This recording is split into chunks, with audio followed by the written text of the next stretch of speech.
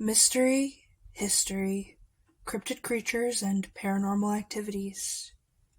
This is the Creeps and Crawls Mystery Hour podcast, and I'm your host, Creeps.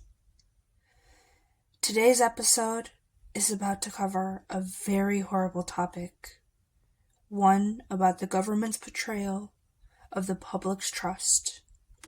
I in no way agree with the actions taken by this nation's government, but feel it is necessary to cover such sensitive topics so that we can learn from the mistakes of our past and our ancestors and right the wrongs that our past has tried to cover up. One of those is the Tuskegee Expieriments. So here we go. Between the years of 1932 and 1972, the United States Public Health Service and the Centers for Disease Control and Prevention conducted experiments on a group of nearly 400 African American men with syphilis. The purpose of this study was to see the effects of this horrible disease on people when left untreated. And although by the end of the experiment the disease was treatable, more than 100 people died as a result. No one in this experiment was ever informed of the nature of the experiment, and no one was told they had the disease to begin with.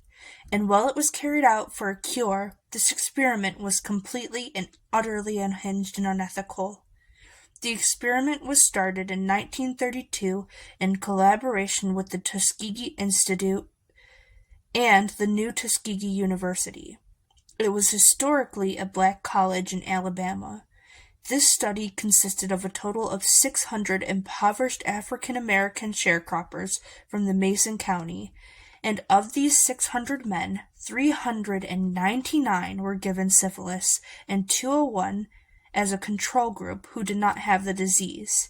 As an incentive for participations, the men were promised free health care, mental and medical, that they otherwise would not have been able to afford or receive. But they were unethically deceived by the people who never informed them that they had the disease and provided disguised placebos, which, if you did not know, are ineffective medications and diagnostic procedures as treatment for what they called bad blood.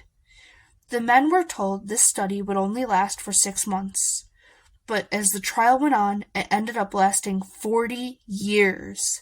And after funding for the experiment was lost, the study continued without the men being informed that they ever had the disease.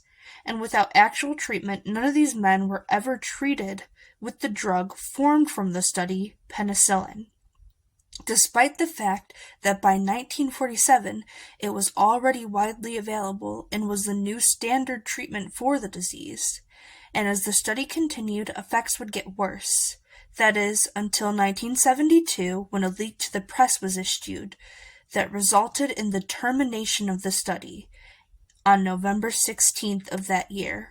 But by then, 28 patients had died directly from syphilis, and 100 had died from complications related to syphilis. Along with that, 40 patients had wives that were infected with syphilis as a result of their stupid and dangerous study, as well as 19 children who had been born to the parents affected who ended up with congenital syphilis. This 40-year disaster was a direct violation of ethical standards and human rights and has been cited as arguably the most infamous biomedical research study in U.S. history. This was the most vile experiment to ever come out of the U.S., especially since it was all legal and sanctioned at the time, and it is disgraceful to our whole country to this day.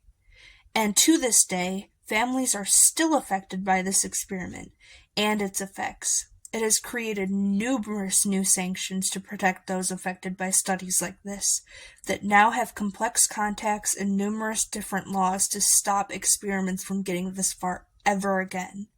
So to close out today's episode, I would like to ask, what would you have done if this had happened to you? And what do you think should have happened? I will be active in the comments down below. And this is me signing off, and reminding you to stay creepy, my friends.